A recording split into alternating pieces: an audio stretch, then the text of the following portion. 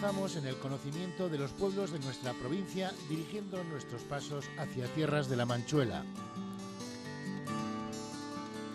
Situada a 27 kilómetros al norte de Albacete y cercana al río Júcar, se encuentra Mahora, destino de nuestro programa de hoy. Golosalvo, Madrigueras, Navas de Jorquera o Motilleja son algunos de los pueblos a la redonda más cercanos a esta localidad y que pueden divisarse en la lejanía desde lo alto de la torre de su iglesia parroquial de la Asunción. Al igual que muchos otros pueblos de su entorno, perteneció al llamado Estado de Jorquera, del cual se segregó en el siglo XIX tras la extinción de los señoríos.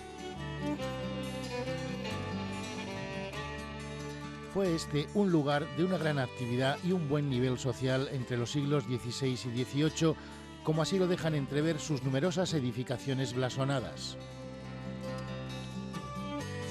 Resalta ante todo su espectacular iglesia de la Asunción, levantada en los inicios del siglo XVI con el patronazgo del Marqués de Villena. A ella le seguirían otras construcciones de carácter nobiliario con portadas de sillería adornadas con labras heráldicas. A lo largo de la calle del Hermano Juan y en la Plaza de la Mancha pueden observarse varias de ellas construidas entre los siglos XVII y XVIII.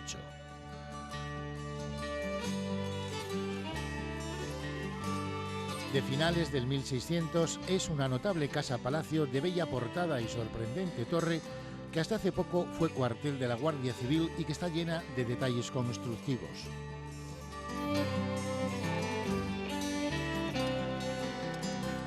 Dotada con el embrujo de esos pueblos que combinan todo su sabor rural con perfumes de nobles e hidalgos, hoy Mahora se mueve tranquila y pausada con los cimientos de su agricultura como principal motor económico.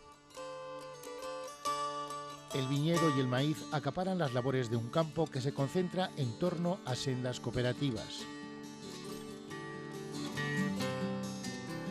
Pequeñas empresas de pantalones, quesos o dulces se mueven junto con otras de manufacturación de especias o del sector de la construcción, conformando así un pequeño mapa económico que tiene en el desarrollo de un polígono industrial en las afueras de la población su principal proyecto de cara al futuro.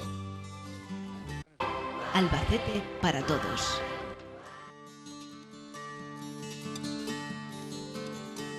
Despierta Mahora con la luz de la Mancha inundándolo todo. Los cálidos rayos de sol acompañan una mañana que apetece ser vivida a cada instante.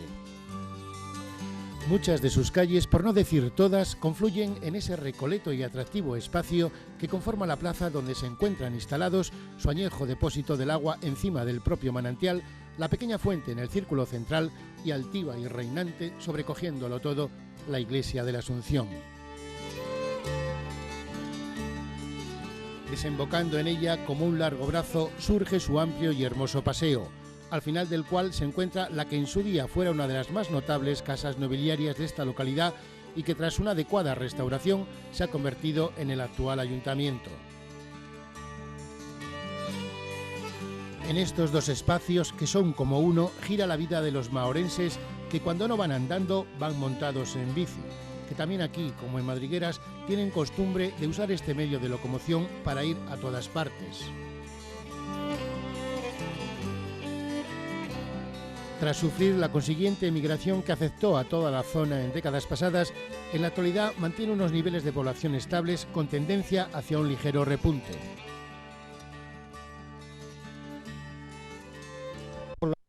Unos 1.390 habitantes aproximadamente, y la verdad es que llevamos unos años en la cual se está manteniendo bastante bien lo que son habitantes de Mahora. Antiguamente, por los años 60 aproximadamente, tuvimos una población de unos 2.600, pero a raíz de la emigración pues ya nos quedamos sobre 1.300 y hemos subido un poquito. Actualmente estamos muy cercanos a los 1.400. Late Mahora, poseída por la magnética belleza de la torre de la iglesia parroquial de la Asunción, su edificio más significativo.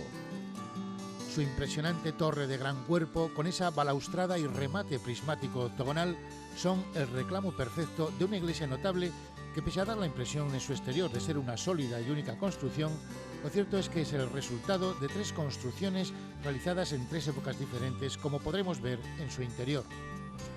Bueno, pues sí, estamos ante un monumento histórico, un monumento regional, que bien pudiera ser también un monumento nacional, porque verdaderamente tanto la estructura como las dimensiones, como la forma, como la construcción, pues de hecho un poco se lo merece.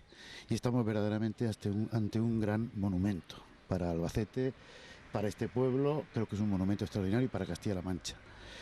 Aquí tenemos una iglesia grande, de una construcción sólida, fuerte.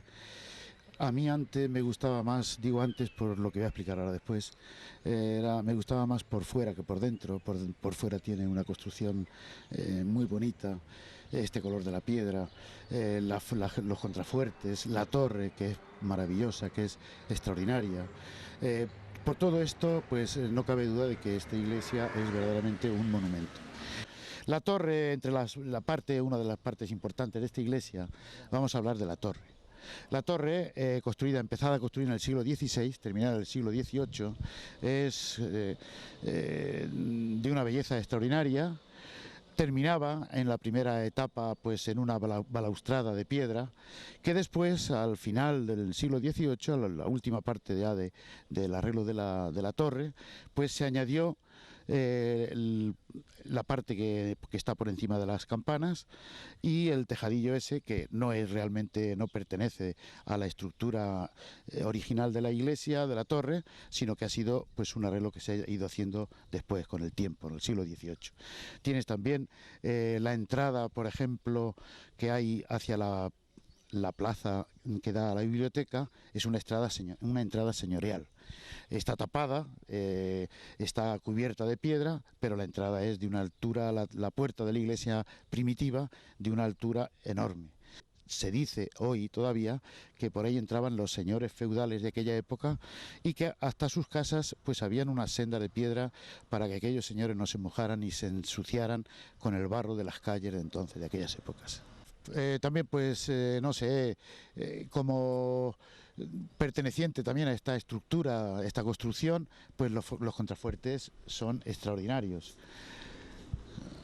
Unos contrafuertes que están precisamente en la parte central de la iglesia.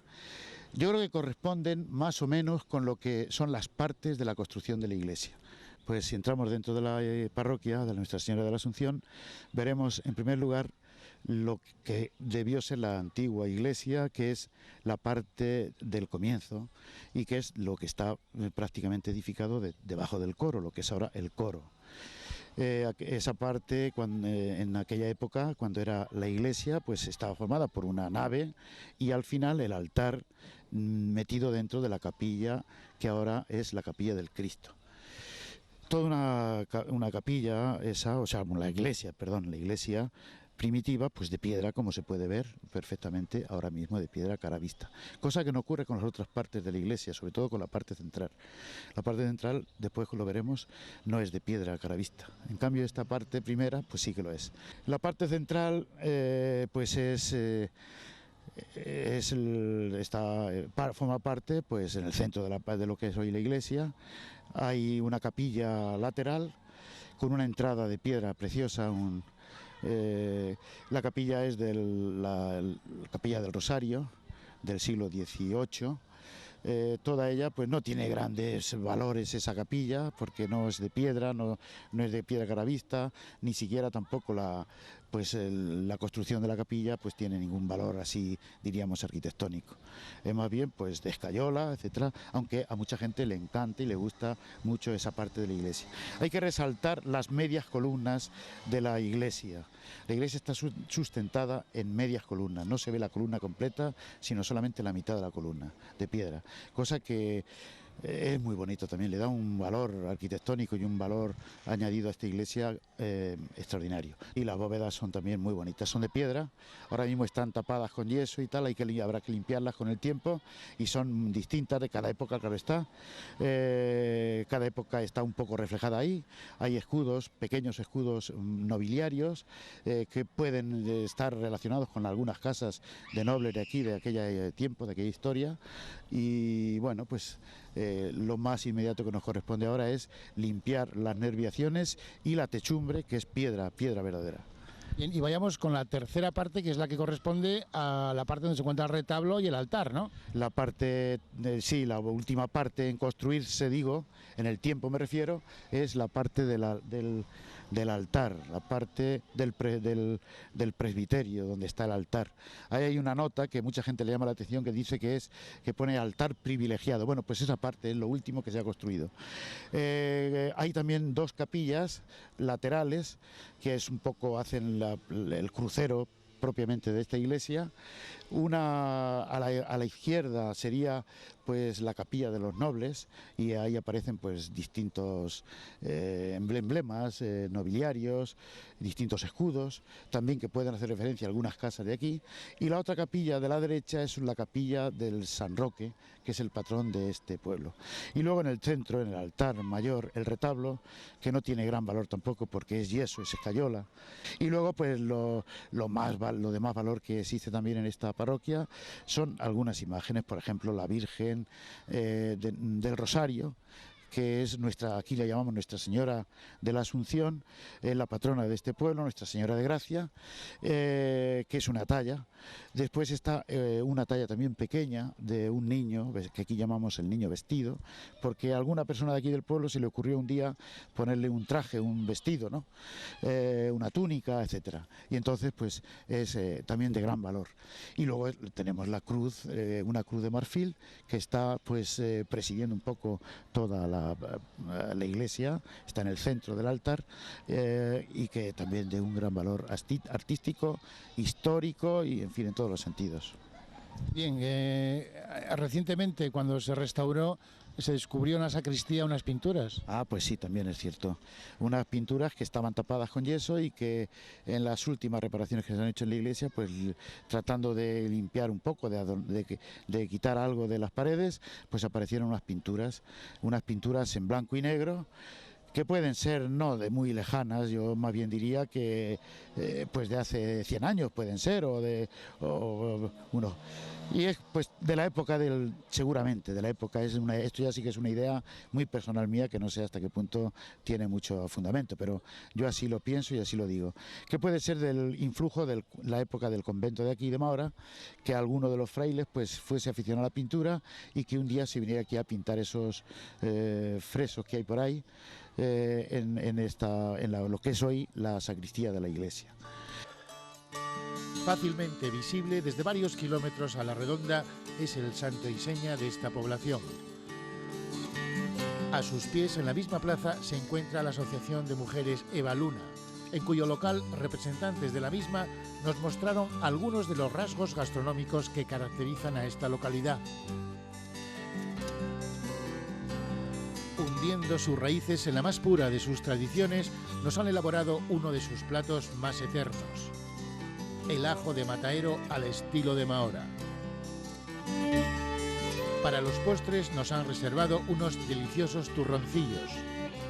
Vamos a hacer un ajo del mataero.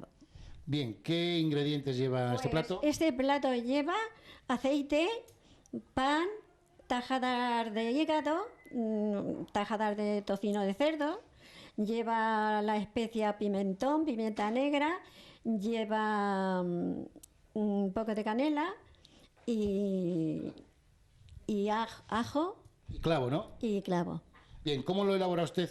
Pues nada, ponemos aceite en la sartén, echamos las tajadas, las freímos. Cuando las tajadas están fritas, pues las sacamos a otro sartén. Entonces se deja que se enfríe el aceite un poco.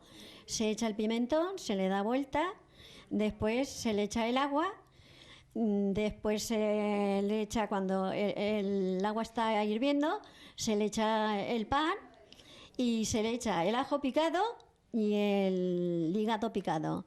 Y se va dando vueltas lentamente para que ligue, ¿no? Para que ligue bien. Y ya hasta que da el aceite. Esto lleva mucha paciencia, mucho trabajo, ¿no? Pues sí, tienes que tener paciencia para que salga bien. Que ni salga blando ni salga... Que salga bien. Que salga en su punto, ¿no? Que salga en su punto. Pues hemos hecho unos turroncillos de Mahora, que son típicos de aquí. ¿Cuáles son los ingredientes de este postre? Pues los ingredientes son harina, azúcar, huevo, anís y aceite. ¿Y cómo lo elabora usted?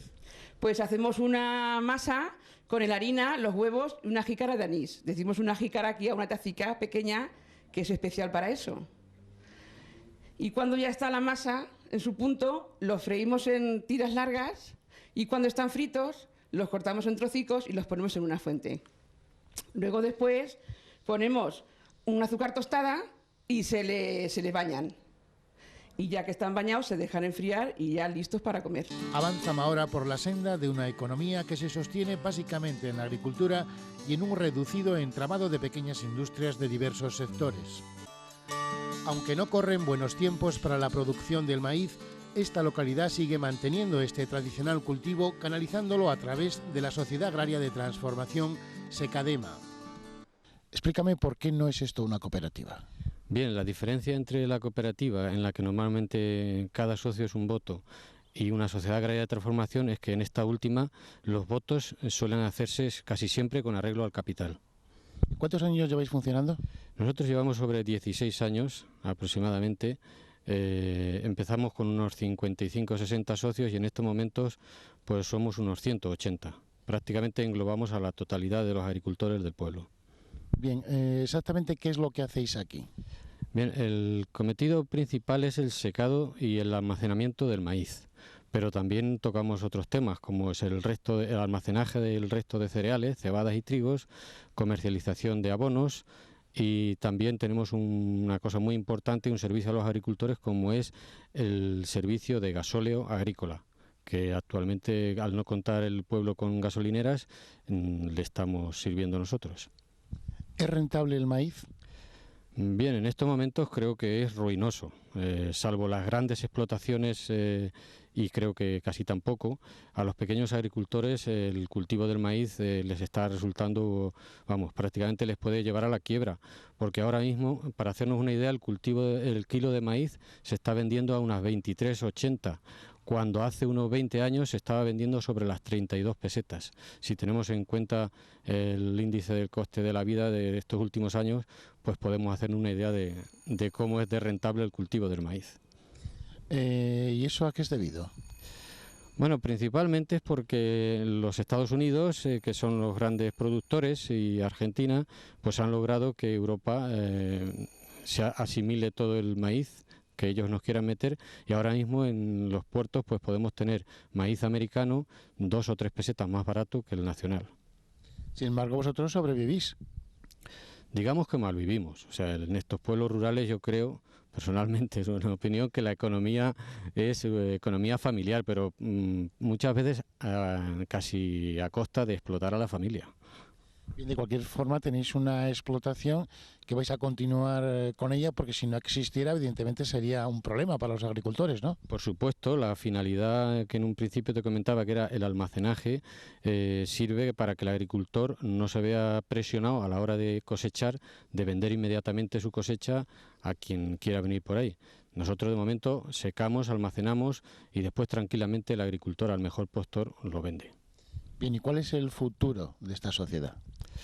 Bueno, pensamos que de momento es estable porque al ser una cooperativa no tenemos deudas. Si en algún momento hace falta aportar dinero, que últimamente no lo ha sido, por supuesto, pero se aporta por todos los agricultores en su parte correspondiente, y creo que como sociedad de servicios podemos seguir existiendo mientras existan los agricultores. El cultivo del maíz se complementa con el del viñedo, símbolo de estas tierras de la Manchuela. No hay pueblo que se precie en esta zona que no tenga su cooperativa de vino. La de Mahora, al igual que otras de esta comarca, se encuentra en plena fase de transformación con el reto para un futuro centrado en la comercialización, auténtica asignatura pendiente de los cada día más reconocidos caldos de nuestra provincia. Fundó en el 1957, era sobre 50 socios. Bueno, ¿y en la actualidad cuántos son? 340. Bueno, imagino que a lo largo de los años esta cooperativa habrá evolucionado en el sentido de que se habrá ampliado, ¿no? Sí, bueno, y aparte de eso está evolucionando a nivel de las nuevas técnicas que que entran dentro del sistema de cooperativas, sí. Bien, yo sé que en toda esta zona de La Manchuela en estos momentos hay una fase de reestructuración, de transformación de los viñedos, ¿no es así? Sí, sí, aquí también. Aquí hace 2 años, cuando la reconversión por sequía, se reconvirtieron aproximadamente 80 hectáreas y ahora hay otra nueva reconversión de 100 o 100 y pico. Bien, porque antes ustedes tenían un tipo de uva muy concreta, ¿no? Sí, bueno, era mezcla del terreno boval, el blanquillo y el airén. Y hoy ya con las reconversiones se está yendo a nuevas variedades, macabeo, cencibel y monastrell, que tampoco había mucho, ya se está yendo a él por las uvas tintas. Bueno, ¿cuánto volumen de uva, en fin, una media, por decir una media, mueve, digamos, esta cooperativa todos los años? Como media podemos poner sobre 5,5 millones de kilos. ¿Cuánta capacidad tiene esta cooperativa para almacenar? Pues sobre 7, muy ajustado, porque ahí ya de lo primero que se hizo el envase se ha deteriorado, que estamos en plan de ir haciendo nuevo con la nueva sistema de acero inoxidable, porque todo antes era de cemento y tal, y eso se ha deteriorado. Y en fin, lo que marca hoy la pauta es el acero inoxidable por mucho más duración y mejor para todos los efectos de conservación del vino. Bien, y ustedes en estos momentos están comercializando, a diferencia de otras cooperativas de esta zona, solo una marca de vino. Bueno, sí, el vino rosado y ya está. Ahora este año probablemente entremos algo dentro de vinos de la tierra y a posteriori pues iremos entrando dentro de aquello que exija el mercado y sea conveniente para la sociedad. Siempre se ha dicho que no hay nada más manchego que un buen vino y un buen queso.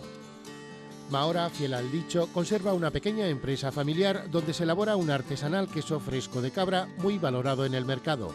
En un principio pues empezamos con unas 200 cabras que trajimos en parte de Murcia y en parte de Mallorca. Y bueno, luego hemos ido guardando las chotas que iban naciendo y ahora tendremos aproximadamente unas 500 cabras. En un principio vendíamos la leche y después planteamos la posibilidad de hacer el queso y es lo que estamos haciendo ahora. Llevamos ya 2 años haciendo queso fresco y bueno, es una empresa familiar pequeña que tampoco tenemos mucha producción, y entonces casi toda va aquí a Albacete y a los pueblos de alrededor. Y ahora se está abriendo un poco el mercado por Valencia y bueno, eso. Creo que tenéis mucha demanda, ¿no? Porque la leche de cabra y sobre todo las cabras, hay pocas cabras por esta zona y sobre todo la provincia de Albacete, ¿no? Sí, la leche de cabra escasea ahora, por ejemplo, y además está muy cara. Entonces nosotros de momento tenemos que traer leche de fuera porque ya no tenemos suficiente con nuestra producción. Y hay problemas y hay gente que está teniendo que ir a Andalucía y a otras partes a por leche de cabra. Bien, y vosotros única y exclusivamente hacéis queso fresco. ¿No os habéis planteado seguir un poco la gama del semicurado, curado, o de momento solo os interesa el queso fresco? Pues de momento solo nos interesa el queso fresco por eso mismo, porque como nos falta leche y el queso va saliendo de la producción al día, hacemos lo que se va a vender mañana lo hacemos hoy, porque no interesa almacenar queso. Entonces, como además tendríamos que comprar mucha más leche y buscarla de fuera, pues en caso de que tuviéramos excedentes de leche sí que nos plantearíamos hacer queso curado. Que vosotros hacéis todo el ciclo, tenéis las cabras, las ordeñáis y hacéis queso de una forma tradicional. Sí, claro, es un queso artesano y además casi que podría ser ecológico porque, bueno, eso, hacemos todo el ciclo y las cabras la alimentación que tienen es de todo lo que se recoge por aquí por el campo, de maíz, trigo, alfalfa, paja, todo eso. ¿Qué tal os va el negocio? Pues de momento bien, vamos ampliando poco a poco y, hombre, en un principio la quesería era más pequeña, sigue siendo pequeña, pero aún era más pequeña, repartíamos con un solo vehículo, ahora ya tienen que salir 2 vehículos a repartir, pero todo eso en plan familiar. Y para endulzar esta despedida de Mahora, que será aún hasta pronto, nos quedamos con el recuerdo de esta pequeña industria de repostería muy popular en la zona y de cuyas excelencias bien saben madrileños y catalanes, lugares a los que exporta. ¿Qué hacen ustedes aquí? bollos de mosto, galletas, torta de manteca, madroños, rollos de anís, de vino y galletas integrales, muchos bizcochos, pasteles, tartas, toda clase de pastelería y repostería. ¿Pastelería también un poco tradicional de la zona? Sí, también. Sí, los bollos de mosto son tradicionales aquí de toda la vida de la zona. Creo que tiene usted una gran producción, ¿no? No está mal, se va haciendo lo que se puede. Porque exporta a Barcelona, creo. Sí, a Barcelona vienen señores a cargar y a Madrid. ¿Hace mucho? ¿Exporta usted mucho? ¿Cuánto? Bueno, eso varía según la época o tal, no es una cosa fija. ¿Cuántos trabajadores tiene usted aquí? 4. ¿Qué producción diaria tienen ustedes? Unas 200 cajas de galletas, que son unos 400 kilos de... 400 o 500 kilos. Luego hacemos algunas cosas más extras, las tortas de manteca, manas de bizcocho y todas estas cosas más, derivados de la pastelería. Bien, ¿y le compran a usted, digamos, de zonas de este entorno, de pueblos, de Albacete quizá Sí, capital? Albacete, pero además es por llevar a Madrid o Barcelona. Madrid o Barcelona. ¿Por qué cree usted que se lo compran en Madrid y en Barcelona? Pues porque Que venir de Madrid a Barcelona, cómpaselo a usted. el producto tiene gancho y la gente pues por ahí le gusta. Allí además los núcleos de Madrid y Barcelona no es Albacete, es muchísimo más. ¿Tiene usted fama de buen repostero? Eso dicen. No lo sé, yo no soy quien para decirle. ¿Cuál es el secreto de su repostería? El secreto, pues la tenacidad y el estar aquí siempre. Ya tener tantos años y estar siempre aquí en la fábrica. Controlándolo todo, que salga todo bien. Sí.